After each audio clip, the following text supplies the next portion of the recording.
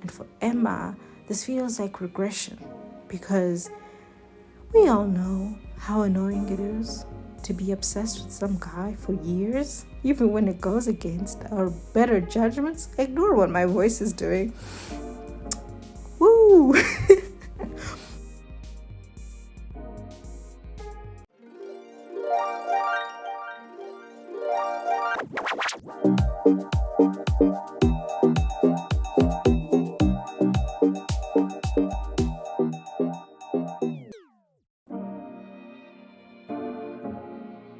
Hello, lovers, and welcome to another episode of Starring Cupid, the show that breaks down all the relationship dynamics with our favorite fictional pairings. I am your host, Zama, nothing more, nothing less, from the east, not the west, posh babe in Sussex. How are you guys? How you all doing? Are you well? Are you semi-cooked? You know, which is fair given the circumstances of the world.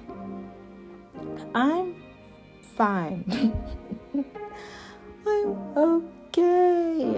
And I can't even elaborate on that because then otherwise I wouldn't have anything to say to a therapist. So I'm going to leave it at that. But I will say it's been a while. It's been a long time. And in that long time, a couple of things have happened. Namely, my birthday. And this show's 5th anniversary, which, if you ask me, one is way more exciting than the other. Although I really enjoyed my birthday. I think I had a really top tier birthday this year. I'm trying to extend it. I'm trying to really do the whole birthday month thing and just enjoy the entire month as a whole. And so far, so good. So far, so good. You know, we have 2 weeks left, so anything can happen from then onwards. But for now, as it stands, so far so good. I've had a lovely time. I like being 26. I have no other opinion of it because I've just begun. But it's been fun. It's been a good time. And then with our anniversary, that was really special. 5th is huge for me. Again, every year that passes that I'm still doing this is a shock to me, a good shock to me, because I never anticipated doing something for this long, something creative for this long. And as I was gonna say as regularly, but I'm also girl, it be months in between uploads, so how regularly is this? But it is quite. I'm doing this more often than I would all the other creative things that I'm into, and that makes me very proud of myself. And then also to have something that resonates with people, or people enjoy listening to. I never thought I could do that, or I could keep that up for a long time. So yeah, 5th anniversary. Who never would have made it? Hopefully there's something I can do for the 6th one. I'm just trying to really find my footing in this big adult world. And then when that happens, I feel like I'll be able to do worthwhile things to really show how much this all means to me. So stay tuned. Please continue to support us. And thank you for the 5 years that you have. Really means so much to me. Speaking of uploading and schedules, today's episode was actually, the idea for it came in April. I had started writing up my little script for it in April, and then time just kept passing me by, or something would come up where I get busy with this thing and I need to focus, or I push it back because I'm I don't feel like doing this right now.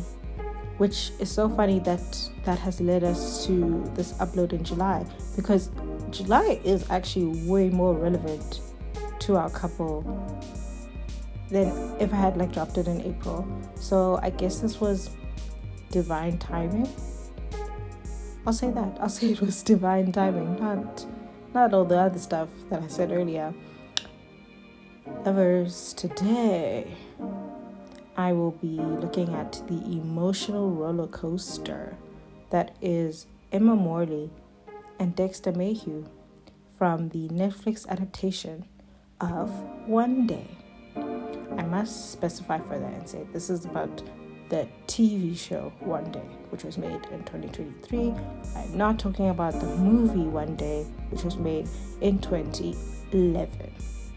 Honestly, after I watched the film, I never thought I'd watch anything about the story ever again. Actually, wait, let me tell you a little story, a little spoiler-ish story about this. So One Day came out 2011, like I said, and I was a child in the middle of nowhere in the Eastern Cape, so I couldn't go to the cinemas. So I had to wait until it reached television, and I found it playing randomly on TV around, let's say, 2013. I tuned in because at the time I was obsessed with Anne Hathaway. Saying that makes it seem, I still am. I'm quite obsessed with her. But it was worse back then. It was like the Ella Enchanted, Princess Diaries era in her career. So I was really obsessed with her at that time. Anyway, I watched the movie and I got to the part where Emma is living with the loser boyfriend Ian. No offense, Ian, but also lots of offense to Ian. Then something, I don't know what, maybe like someone called me, maybe I had to go do something. I was at home, so there's multiple things that could have interrupted me that day. And so I had to stop at that point. And I just never, because it was on TV and you know how fickle it is with television, I never got the chance to finish it until it was uploaded to Netflix, I think in 2020. And I got to watch it from beginning to end for the first time. Lovers, when I tell you that I wept for a good 30 minutes afterwards. Not just from the shock of the story and all that unfolds, but I truly was not expecting that to happen, especially given where I had stopped the first time I watched the movie. I thought it couldn't get worse than her situation with Ian. Oh, but it did.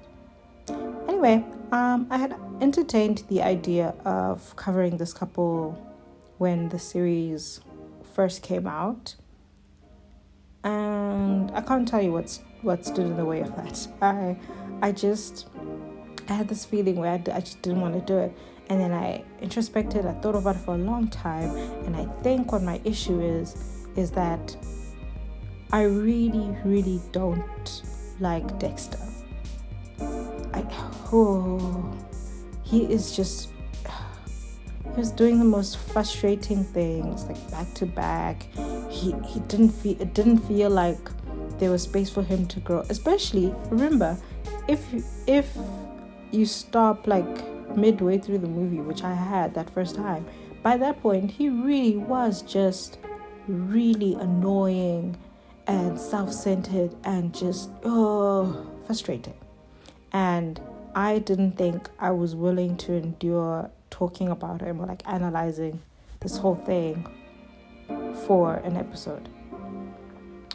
But then, I have to be a podcast host first, a person second, and I had to put aside my personal feelings because I don't want how I feel about people to stand between a worthwhile or genuinely good opportunity to unpack a couple. You know what I mean?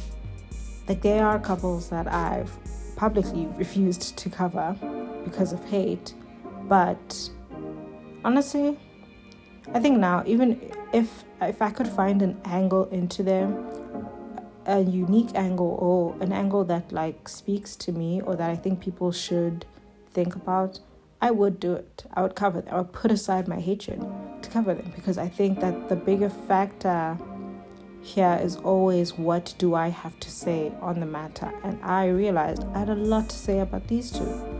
Like with Emma and Dex, there's just so much. They've got a brand of friends to lovers trope that I don't always support it when I watch movies or TV shows, and I thought that would be an interesting thing to talk about. I also think they present us with a good example of falling apart more than once, or like the multiple punches that we may face in our lives with films. Because of the limited runtime, we usually get our leads enduring one real big breakdown and then bouncing back from that, sometimes absolutely unscathed. I like that Em and Dex have multiple issues, multiple rock bottoms. There's even a point where rock bottom has a basement. I can not say more because I feel like it would spoil the episode, so I think we should just move on straight to looking at the production building blocks that went into creating the show, and thereafter we can dive straight into the evolution of Emma and Dexter.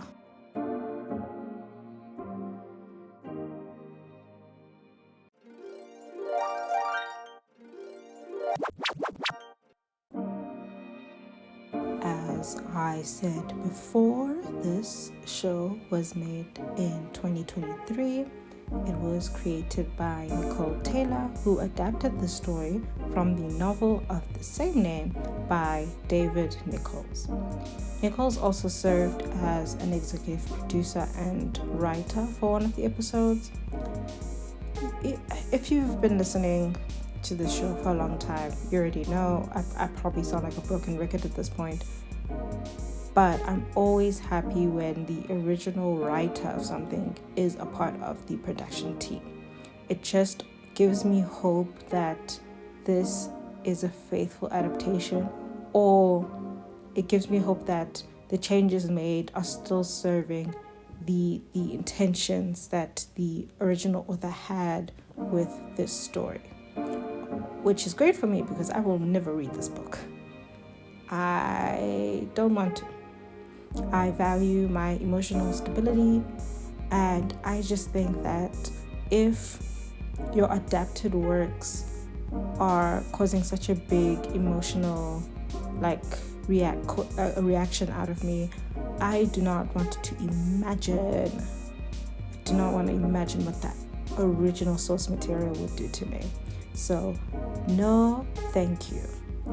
If you lovers, if any of you have read the book, please do let me know how good or how accurate they got it, or if you have any thoughts about the changes in the adaptation. I love that stuff, and yeah, I'm free to discuss those things with y'all. So please let me know. Slide into our DMs whenever you please. Whoa. Relevant matters, but whenever you please. Since the show is set from the late 1980s deep into the early 2000s, there are a lot of things that had to be time accurate just around them. So I want to send a big shout out to the production design team for making that possible. There's actually elements of the past that I'd forgotten about until I watched this. Not that I didn't know that they existed. It's just you get so used to modern technology that sometimes you forget that people could only call you when you were near a telephone or when you were at home. Like even the times before the voicemail, But yeah, they did really well, from costume to set design to the technology they used to everything. I think well done. On to our cast. We begin with our stunning leading lady, Miss Amber Kamond as Emma Morley. We know her from projects like This Is Going to Hurt, The Stolen Girl, Black Bag, and many more. delightful soul, lovely actor, and incredibly funny. That's what I think about her. I adore her so much. There were people drawing Anne Hathaway parallels after the show came out because, they're playing the same person, and I guess like their interpretations or like the way they went about doing this role are very similar, and I actually support that. Not in a comparing the two actors way that some people do it. I think about it in the same way as everyone saying that Ayo Debris is Julia Roberts' child. Like everything about Ambika makes me feel like she would have been a great actress to portray Princess Mia if she was given the chance. They have those similar energies. I've been trying to figure out which young actor reminds me of Sandra Bullock, because that's my rom-com actress trifecta, Julia, Anne, and Sandra. And honestly, looking at all the material, the closest I've gotten is Zendaya. And I'm not willing to debate this. Just look at the material yourself.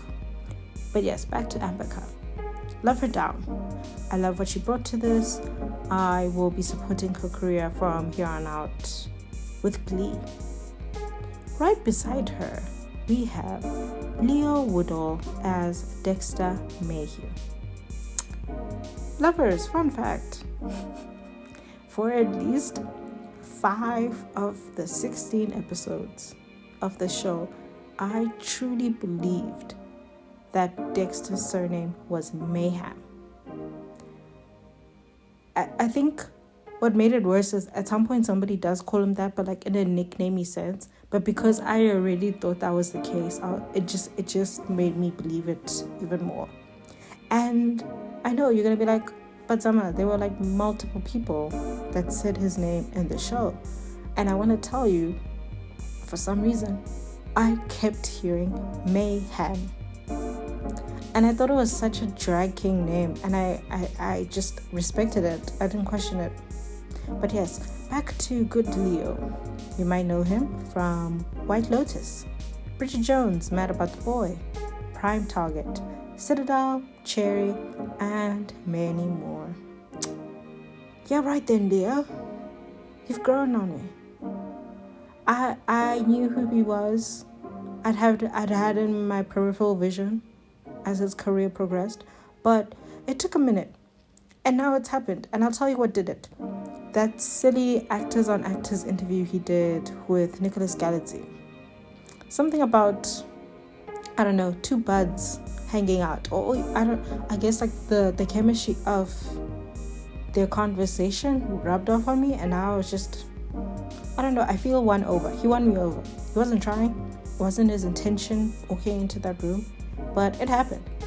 I will now watch his ascent into rom-com prince status with great anticipation. Honorable mentions. I have to start off with Eleanor Tomlinson, because if you are like me, if you grew up around the same time as me, you are a huge fan of Angus Thong's Imperfect Snogging. And I think that was Tomlinson's debut role. And wow, just imagine hitting the ground running like that. And also, I can't wrap my mind around anyone from that cast being so old now. But that makes sense also because time has passed. Of course, they're proper grown-ups now. But yeah, because of that movie, I'm always just happy to see them all in other major projects. It makes me feel proud. I don't know. But yes, she was lovely here. We also have lovely work from Essie Davis, Amber Grappy, Tim McInerney, and Johnny Weldon. Fantastic work, everybody. Onto the plot. If you have never seen this show, or you have never seen the movie, I highly recommend it. I think it really is the hopeless romantic's greatest dream and nightmare mashed into one. I don't recommend it as a date night movie, maybe. Like, don't do that. Don't do that. If you have seen it, but your memory is a little bit sketchy, here is a summary. No, actually, I won't do an accent, sorry. This story follows two uni friends as they face uncertain futures and unclear love lines, with each passing year on Saint Swithin's Day. Swithins? I actually don't remember how they said it. But yes, Saint Swithin's Day, which is July 15th, if anyone is wondering. If everything works out for me, this episode should drop on Saint Swithin's Day. So happy Saint Swithin's Day. I can't keep saying this. But yeah, what a coincidence. Big things always happening in July. Now, this is the portion of the show where I have to ask everyone that's afraid of spoilers to exit the room, because I can no longer be vague after this point. I'll give you a moment, give you a second, just walk out quietly. Okay, now that they're gone, hi book guys, I can't believe she died. I can't believe she died. I wanted to scream again, because where I left the story off the first time I watched that movie, I was like, it can't get worse than this. Death. I screamed, I cried, I screamed, I couldn't believe it. But yes, part of the appeal of me covering this pairing is that I don't think I've ever covered a couple where one of them dies. The only time I have, I think, was A Quiet Place. But I don't know, with horror movies, there is sort of this expectation that big deaths will happen. Like, that's the emotional, like, transaction of it is you're going to lose some people that you grow attached to, or even people that are the main leads of the story. So it shocked me, it hurt me, but with A Quiet Place, I was kind of prepared for this. This one shocked me to my core. Oh my goodness. Mainly because losing the love of my life to death is one of my greatest fears. I am already every day just struggling to accept that one day, God forbid, touch wood, my own parents will no longer be alive. And that is before I even touch the idea of the same happening with my siblings, with my friends. All of these haunt me every single day. I think deaths very close to home are enough to physically break my heart. So the idea of being widowed, it's just a nightmare situation for me. And it's one of those things where it can happen. It doesn't matter what you do. It's inevitable in some instances. And in some instances, you literally are just, your partner is just ripped from you. Just because anything can happen. I hope you guys can feel the anxiety in how I'm talking about this, because it haunts me. I think it works here because part of the story is how Emma's death is something that had the potential to completely destroy Dexter. And to be fair, it does kind of destroy him for a long time. But there's also love in continuing to live your life. Like, the least you can do for someone that you just lost is take care of yourself, because you're somebody that person also loved, if that makes sense. But let me not get ahead of myself. Let's go right back to the beginning of M and Dex.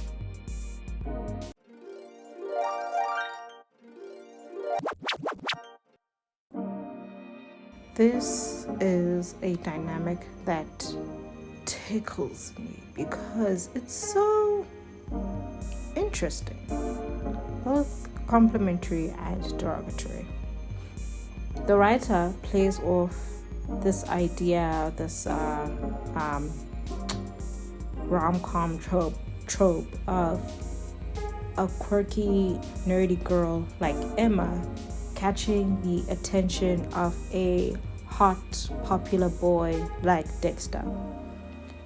Clique culture, or like, I want to say clique class divisions, but you guys know what I mean. But those things, they're not really big outside of the USA. But just because they're not that big doesn't mean they don't exist everywhere else. Like, we can still get storylines like this because all societies experience these unspoken power rankings amongst us, and some of them go by attractiveness, so to speak. So if you're smoking hot, you're going to be popular or well liked and frankly a little untouchable. And I think that's Dex's main appeal to Emma. Even though I personally feel like she's too good for him, the social order has declared that a person like Dex is a catch.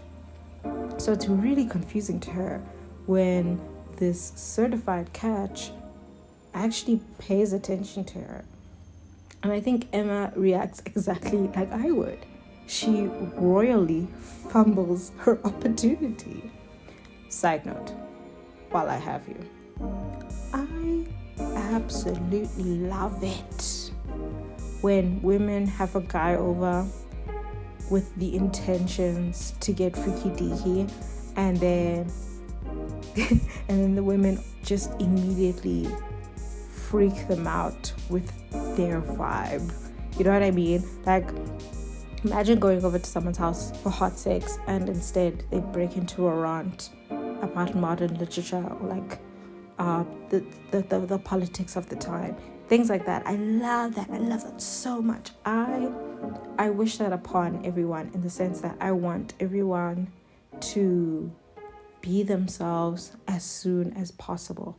I think it's a great litmus test for who is in it for the long run and who is merely a pit stop in your life.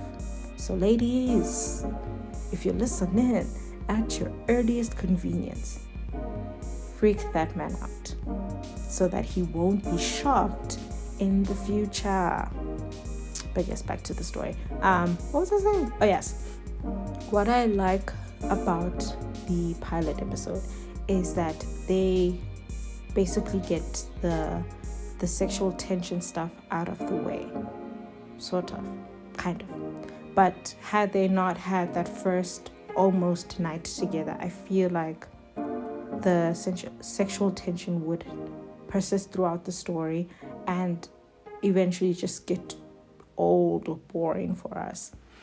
I know that's what basically happens, but I promise you that it would have been much worse if they didn't have that night. That's why it doesn't get boring, at least to me. At best, I think it establishes that these two people want to be friends. And that's where the building of this relationship comes in. Let's look at these two separately. Dexter is your quintessential boy toy named Troy who used to live in Detroit. You know, the world is his oyster because he is wealthy, he's handsome, and he is charming. From the outside, he is living the dream. But internally, at least at that point of their meeting, he is so underdeveloped.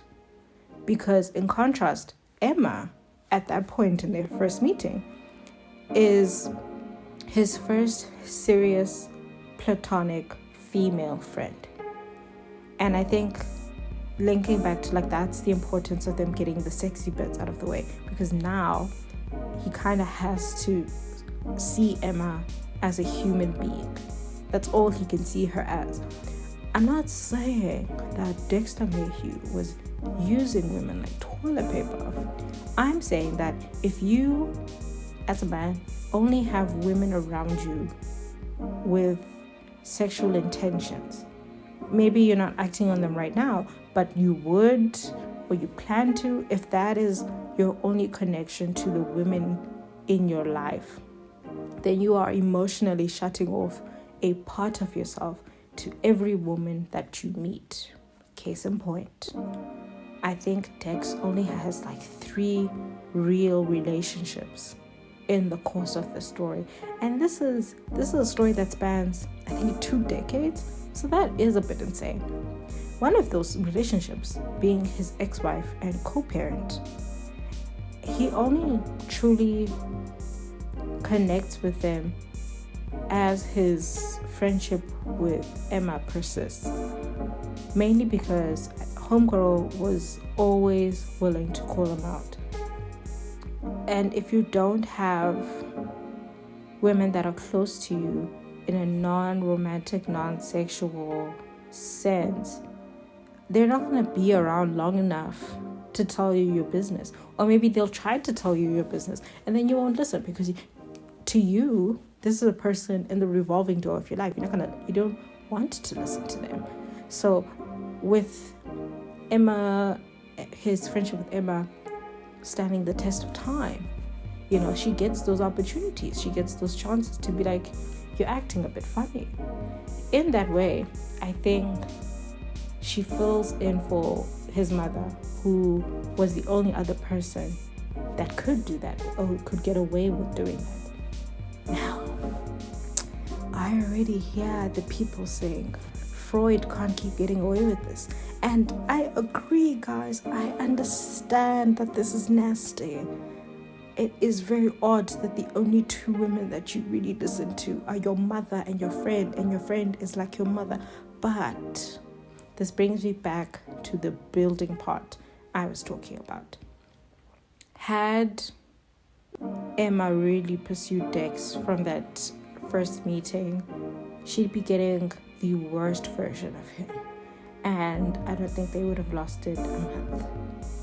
With all this time in their friendship, she is observing him as he matures, as he learns about maintaining relationships, as he, emotionally invests in people more, especially as he starts to lose his footing in life after the passing of his mother, and struggling to establish where his own personal life is going, his career is going, all those issues that he's facing. Emma is there to witness it all. Now, if all of this exclusively came from being friends with Emma, if Emma was the reason, the only reason, the sole reason why he decides to grow up, if that was the case, I would boo him. I'd boo the show, I'd boo the writers, I'd boo him, because I think there's nothing more boring than the girl best friend being the wind beneath your loser wings. And her grand reward for all this work is that she gets a chance to taste you. Boo! Boo, I say. A regular man as the prize? Boo! I think that Dexter's growth is all the factors I listed, and Emma's role is always just dependent on where they stand in that moment as friends. So she's either emotional support, or she's a harsh calling out, or there are even times when she's not even there because she's had enough, So it's good that he does have his chance to grow, his time to evolve away from her, or without relying on her to point out where he is falling. And also, more importantly, Emma is also there for the good times. It's not always just when it's raining that she's there, My favorite bit is that she really milks having a rich friend sometimes. And you know what? Good for her. The little trip that they took to Greece, just because I was like, yeah, girl, you do that. the time she'd spend like holidays with his family in the little manor in the countryside, I'd be like, yeah, girl, you do that, because I'd also do it. And I do also enjoy that Emma is not, while all of this is happening, frontal lobe developed Dexter. She is not just, sitting at home twiddling her thumbs waiting for the glorious day when Dexter finally sees her. Emma has problems of her own. She has hills to climb of her own. Because when we meet her, she's already super smart and emotionally mature. She has all the tools needed to succeed in life. She's just not confident, not just in herself, but in terms of her capabilities as a writer. She's not confident in her dreams because she has these grand aspirations for herself, and she knows that her big brain is going to get her there, and she believes that will happen immediately after school, because that's what people tell you. People tell you that, keep your head down, do the work, be successful in pursuing your education, and the things you want, the things you desire to have, they will come to you. And you know what? In her defense, I think that men that are way less capable and way less smarter than she is, they have done bigger things in their lives in half the time it took her to fulfill her dreams. So I don't think she was wrong for having this expectation about where her life was headed. It's just unfortunate that life don't work like that if you're not rich and white and a man. So, it happens. And life just had other plans for her. She does so much in the time that the story happens. She goes from doing mediocre school plays with like other struggling actors to serving subpar Mexican food for a couple of years, into settling into a regular teaching gig that she did not see for herself when she was pursuing her education. A lot of just deviations from what she saw from herself. And with each year that passes, you're watching the flame of ambition in her eyes sort of fade away. And that's really sad. Also, especially because she is a genuine talent, and I don't even think her dreams were wild. Like, they were very much possible goals that she set for herself.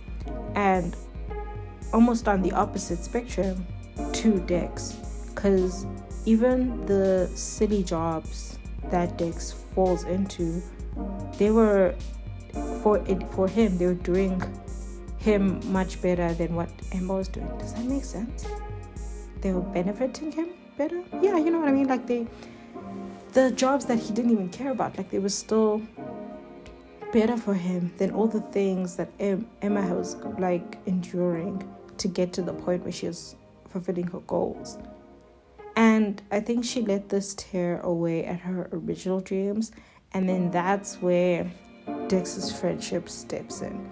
Because, if you are the friend that is always prepared to call somebody out on their bullshit, then you have to be prepared for when that friend reciprocates that energy. Because that's what you should want, honestly. You should want, for the way that you check people, you should want those trusted people to also check you. Because we can't always be so self-aware, This happens during one of their major fights, and a lot of accusations are thrown back and forth. Dex's big offenses being the fact that he is simply wading through life aimlessly when he has the potential for more. He just doesn't want to try because he's never really had to try at life, and rightfully so. But he fires back at Emma that she is equally wading through life as if she didn't have this big dream that she was chasing, as if she didn't have these amazing talents that she possesses. So, you know, like, we're in the same boat, dude. We're the same. We're the same. And it's a very valid criticism. Obviously, she don't want to hear it in the moment, but she was settling in almost every aspect of her life. She was settling with Ian. She was settling with her teaching job, and she was settling for being the mistress to her married principal. And for me, that was her biggest low. No offense to the mistresses of the world. You're doing great work, but it is a form of settling. You're saying that you're okay with, you know, not being the sole object of someone's desires because you think you can't get that if you leave. It's a form of settling. No one was willing to tell Emma that. Well, also because she hid it from everybody. Once you hide it from everybody, I think you already know that you don't like what you're doing. And so I'm glad it was Dexter, because I think it had to be Dexter that told her, so that she'd actually receive it and listen to him. And then we get like the Great Divide, when it's that time when they're apart. It's like the blowback from this huge fight. And one of the benefits of the story's time format, where they only look at one day in this year, we understand that a lot can happen in a year, but also nothing can change in a year. That, you know, that saying, there are years where nothing happens, and then there are weeks where years happen. I think I'm saying it correctly. But yes, I think this format, the story format, really helps you see that, like, sometimes the change is so gradual, it'll feel like nothing is happening at all, but that is just how it goes sometimes. And in that Great Divide, where they're not talking to each other, there's a year where we see them trying to live, quote unquote, better. This time Dexter has a steady girlfriend who will soon be his wife and baby mama. Emma is actually really going for it and trying to become an author like she always intended, and she's ended both of her relationships. Like, she's starting on a clean slate, so to say. It's still not perfect for either party. It's not really a perfect liftoff, but it is their first step into becoming better, and that's, I think, way more important. But obviously, life is life, and they know people in common, so they were bound to bump into each other eventually, and they reunite at Tilly's wedding. And might I just say, that was the most visually beautiful episode in the entire show. Like, when they're talking in the maze and they're only illuminated by the moon, gorgeous. I love that entire episode, but I love that part of it specifically. It was just beautiful.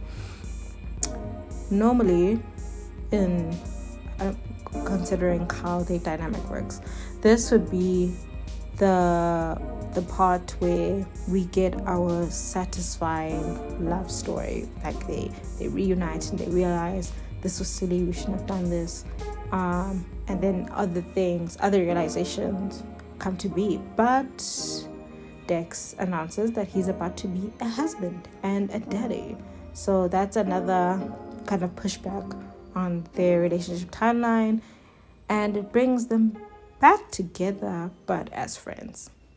We'll ignore that kiss. we have to ignore that kiss. It happened, but they ignored it, so we have to ignore it. So we have to, yeah. What's important is that at this point, they are just back in each other's lives, and I think that's when their best work starts to happen. Not faster, because again, life is still life, years are still years, but the best work is happening now that they have each other in the other's corner again. Wow, English is a language. And it's perfect timing as they enter their 30s, which introduces a whole new set of problems, personally and together. They always seem to be a world apart in their issues, because at this point, Dex is the one facing domestic problems, and Emma's life is finally starting to take off in the direction that she wanted. And it's here that we see that the power ranking, the social order ranking, has kind of switched. Emma is now the hot best-selling author that gets to live her best life in Paris. And then we get Dex, who is a divorcee, single dad trying to fight for custody and still searching for a profitable skill in his arsenal to build up his career now that he's basically been ushered out of television. And I think that brings them right back to the beginning of this whole thing. They're back to how they started, and they're discussing a hookup that happens in the middle of this time jump. We don't know when, but it happened somewhere between that year. And I'm glad we don't hear about it until they're talking about it, because I think it perfectly reignites the sexual tension we had set aside at the very beginning, because now you're forced. They don't ever really talk about that first night together ever again, but now, because this happened and the circumstances under which it happened, they have no choice but to have a conversation about it. Like I said, getting past the sex bit can sometimes just delay it, but it's good. I like how they went about this, especially now that Dexter has this long-standing relationship with Emma to go off of. It would be different if it was just a plain old hookup, because he could have reverted back to his old ways and just, ignored it or pushed Emma aside. But now he has to deal with this. He has to maintain this friendship that he's had for so long. And for Emma, this feels like regression, because we all know how annoying it is to be obsessed with some guy for years, even when it goes against our better judgments. Ignore what my voice is doing. Woo! And my defense is that I don't think that Emma should see it as regression, because I don't think she's getting the same Dexter she was introduced to in the beginning. I understand what she saw in him in the beginning, but this is different. This is not that same guy at all. So many factors have fed her continued love for him. If you consider this for yourself. If you met up with a guy you had a major crush on when you were 20 years old, and he hadn't changed even by a molecule, you would throw up. You'd be so disgusted, because it's what? Especially because you look at yourself and you're like, all of the change that you have experienced in that time frame, what the hell is going on with you that you haven't changed even a bit? And so now, at the time that this is happening, Dex is at 32 years old, and he's very different, as he should be. Things have changed. Lots of things have changed in his life. He had to change himself. And so that's why I think it works.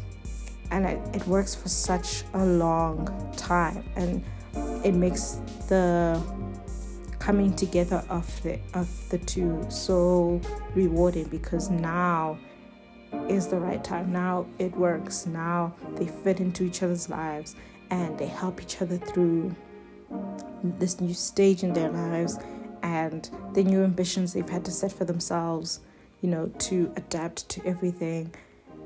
And I think that's great. I loved the 2 episodes where you're basically just seeing them have those years where they're just happy and they're together and they're getting by and it's kind of uneventful, but in a good way. I think that if it's uneventful in the sense that like nothing bad is happening, nothing painfully dramatic is happening, that can still be great, because I don't think healthy is always going to be the most exciting thing ever, but at least it's healthy, you know what I mean? So yeah, I really enjoyed those few episodes, which is why I nearly passed out when Emma suddenly died. Lovers, I could cry about it right now. And the worst part is I knew it was coming this time. At least this time, technically, I was emotionally prepared, but I wasn't. I wasn't. You know what this reminds me of? This is a spoiler if no one has watched Lessons in Chemistry. But I was about to start it because I saw that people liked it a lot. And I had seen a tweet saying how this person was saying how they were so devastated when Calvin, Elizabeth's partner, passed away. And I thought it was fine because I thought, oh well, he's a big part of her life. Surely the show will only do this a few episodes into it. So like, I'll be good. I'll know it's coming. I'll prepare myself. I'll be good. Lovers, when I tell you that they did it in the second episode, I think I had to pause and just weep. I almost didn't finish. I almost didn't carry on with the show because I was like, what the hell am I going to do now? Why would you do this to me? Why would you break my heart like this so early? I knew it was coming, but it didn't even prepare my mind a little bit. And then I would weep some more every time Elizabeth was going through a new challenge or like something difficult was sprung upon her. And all I could think is that you are still mourning this man, and if he was here with you, he would have been a great help for you or great support for you through all of this. Oh my god. Woo! It is heartbreaking. It is so heartbreaking because that's really how life works sometimes. Not everyone gets a chance to say goodbye or, mend whatever arguments that they were having before this death happened, or even just mentally prepare themselves for such a thing. It really, losing somebody is really just here today, gone tomorrow thing, and you have no choice but to just accept it and deal with it. Even if your life is basically upended by this, because if you consider Dexter, he didn't just lose his wife, he lost his absolute best friend in the world, somebody that potentially knew him better than anybody else, that understood him better than anybody else. And that is why his breakdown is so valid. He breaks his sobriety, he puts himself in harm's way, and he is just enveloped by this deep, dark grief for a long time. I think they show like 3 years of him just going through it this whole time. And the deeply unfortunate thing is that life doesn't pause so that you can properly grieve for somebody or like work through this great loss. Life pushes on. Jobs need you to clock in. Arrangements need to be made to move this person's belongings and sort out their assets and things like, I was not joking when I said that this is one of my greatest fears. I don't think I am willing to deal with this kind of death ever in my life. And the terrible thing is I have no say. I have no say whatsoever. No amount of logical thinking or therapy can make me less afraid. In fact, I think Dex is better than me. I would start doing heroin.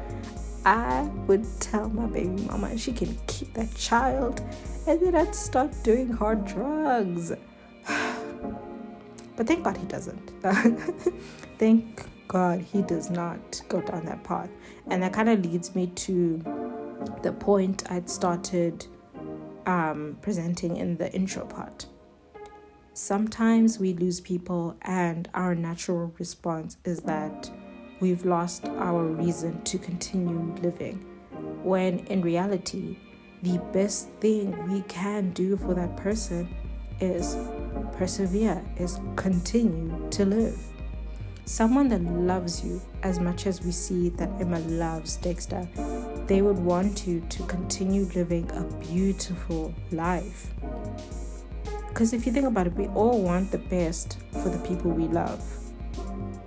And so why in death, why would that not be someone's wish for you, even if they have passed on, you know? It's also, I think, a great way to honor the person that has just passed away. If you look at movies like Coco, they explain that someone's soul in the afterlife exists so long as there are living people that remember them. So I believe that, and in addition to that, I think the dead live on through us talking about them, through us sharing our memories with them, through us, continuing to live.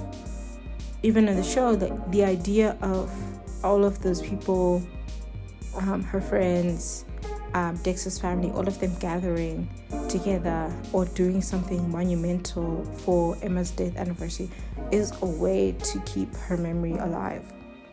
And I think it's also a reminder you had the opportunity to love someone this wonderful. And even though they are no longer physically with you, they will always be with you just because you remember them and you remember the time that you guys had together. It will never compare to actually having that person around. I understand. But I do think it is a great stand-in for that.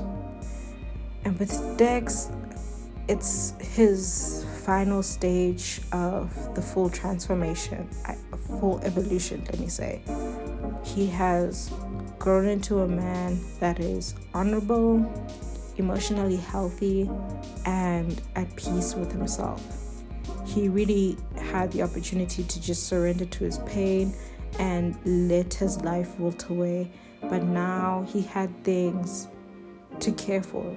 He had his wonderful daughter. He has this business that he's very excited about. And he, in a way, has the tools needed to go forward in his life, even if his dearest, closest, bestest friend isn't there with him anymore. On top of that, there is all the support from his village, a mix of people that were already in his life and others that came along with Emma. And I think in the end, that's the grand love story behind this pair. And that is why I love this pair so much.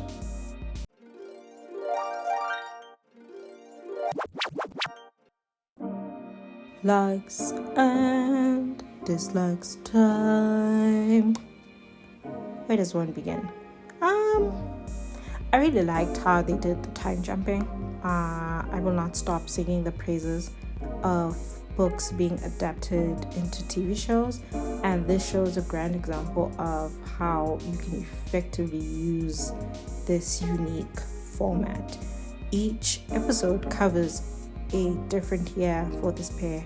I know there's a time where it feels like the years are just passing by with no changes, and they would squeeze them into one episode, or just to signify that time is moving and nothing bad is happening, nothing so monumental that it needs its own episode is happening, so they squeeze them into one episode.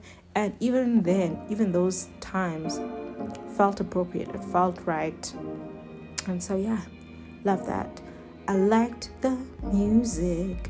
Not only was it appropriate for the time, the era that they're covering, but I also think it was just good choices, like good musical choices as well. I don't know if that makes sense, but like, yeah, I like the music. I think I wanna stretch this compliment over to the costumes as well. There was no Emma Morley fit that I didn't love. I loved all of them. She's so chic. I love her. I love how she dressed through like the different like the decade changes as well. Love her down. I already mentioned the visual aspects of this episode, but I really liked the episode with Tilly's wedding. It's just my fave. I think it captures the beauty of Emma and Tilly's friendship. They were giving us great, moments and scenes throughout the show, but the wedding for me was just the best representation of their friendship. I love it so much. And also the wedding gives us the perfect reunion for our leads, and I think it sets the table for what is the second half of the show and the changes that come with the second half of the show. Yeah, it might be the best episode of the show, actually. But again, biased opinion. My dislikes. Dexter, Mayhew. I don't think I emphasized this enough because I thought it would distract from what I was trying to say. I did not like that man before his full evolution. Okay, let me say before he reunited with Emma that second time. Oh, I hated him. As much as I was saying that I'm very similar to Emma, I don't see myself being hooked by someone like Dexter. I think he would disgust me. We'd hang out that first day and then I just naturally let him ghost me and take it as a sign from my ancestors, let me not interrupt what they are protecting me from. I don't know what the definition of this word is, but first half Dexter is a real twat. Embodiment of the word twat. My other dislike is how Netflix handled this. Tale as old as time. Me having an issue with Netflix. They were trying to, I think, recapture or recreate the phenomenon that came with things like Normal People or Love, Rosie. It was basically taking a widely celebrated book, adapting it, and hoping that the cult following that the book had or the story had, follows you into that adaptation. But the problem is that they kind of let this fly in the air. I know it was kind of successful at the beginning, when it initially came out, but then it kind of fizzled out. I don't know if that's because the episodes were being released weekly, which, by the way, is how you do it. I don't think this was a binge model. I watched it when all the episodes were out, but I still watched it one episode at a time. Sometimes because I just wanted to prolong the experience, sometimes because I would remember that this is going to emotionally wreck me, and I thought the spacing out of it would help prepare me. It did not, but that's not the point. What I'm saying is that time when it fizzled out, it felt like that rush in the first 2 weeks had kind of ended. It felt to me that Netflix folded their hands. They're like, well, you're not becoming a worldwide sensation like we'd hoped, so we're just going to let this balloon go, and watch where it lands. That thing that they'd love to do. Even when people were being racist weirdos towards Ambika, Netflix didn't do anything. They didn't even rally behind her or do something. For a company that wants hit television so badly, I think they're not willing to nurse anything that doesn't dominate our screens after those first 2 weeks, which is so silly because how many times has that happened, that a TV show kind of falls out of our radar after 2 weeks, but because it keeps being pushed or it keeps being advertised, that cult following does come up. Like, work for it. Work for the devotion that you want from your fans. Sometimes it doesn't happen organically. Sometimes you really do have to just put it in people's faces. Anyway, Netflix, you will pay for your crimes, and I will be there as a witness.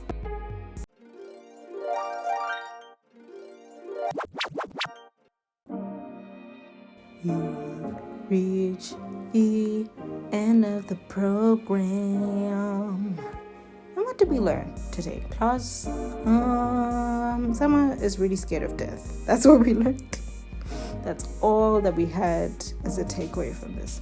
And that is why I have decided to extend that into this week's Who's Your Fave Battle? Widowed edition. I'm so sorry. There was nothing else I could call it.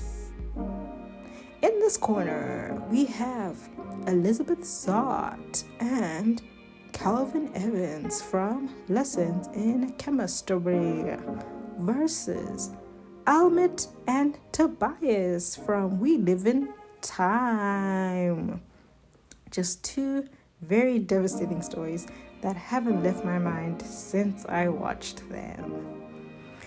It is funny that one of them is dealing with sudden and unexpected loss, and the other is dealing with the slow but inevitable loss that is coming for them. And both emotionally wrecked me the same way. Honestly, I do have a favorite of the two, but I could never confess that in fear of making it seem like the other couple is lesser. And what kind of host would I be if I did that? That is why I like the anonymity of the poll vote. And that is why I emphasize the democracy of allowing you, as the lovers, to vote. You can find our poll up on Instagram, on Zama Shares, and on our Twitter account at Starring Cupid. I'm not really active on Twitter anymore on account of the fact that the doom scrolling does not work when fascism is really rampant on an app. So I might just log on just to talk about this and then immediately leave. But now we have polls on Tumblr. So if you follow us at Starring Cupid Podcast on Tumblr, you can also vote on there. Should I get a Pinterest? Do you guys think I should get a Pinterest? Do you see the value in us getting a Pinterest? Let me know in the comments below. Would always love to hear your opinions all the time. Thank you so much, lovers, for joining us this evening. Again, happy Saint Swithian's Day to all who observe it. I apologize for how many times I've said it incorrectly throughout this episode. I'm still not 100% sure what the holiday itself means. Just remember that detail about if it rains, then it means that the rest of the summer will be... I don't recall, but I will be watching from my window, see how the weather changes. I will also, check England, see how that goes. Happy anniversary again. Like I said, eternally grateful, eternally shocked that we've done this for so long, but immensely proud of myself, immensely grateful to all of you that have always tuned in, supported, reposted, reshared, recommended. You guys are our driving force, and I hope you never forget that. I do it for you, because there is no benefit in this for me. I'm joking. Thank you so much to everybody that wished me a happy birthday. I love you guys so much. I promise that it will not be too long until our next release. I'm actually spoilers. I'm so excited for our next release, because as long as I've been prepping this episode, I've been prepping the following couples episode as well. I'm so excited. Hopefully everything works out so that we have a guest, because it's been a long time since we've had a guest on here. All my fault. Or all my technical difficulties fault. Does that make sense? Yes. But yes, please stay tuned for that. I love you guys. I think I said that. Yeah. Please follow us on our socials. If you ever feel like you haven't seen me in a long time or heard from me in a long time, I probably will put out more TikToks, but let's not put too much hope in that. That's it for me this week. I hope you're all good. I hope you have a great rest of your week. I hope you have a great rest of your life. And thank you for sticking around and staying loyal for 5 years. Stay lovely. Stay revolutionary. Bye.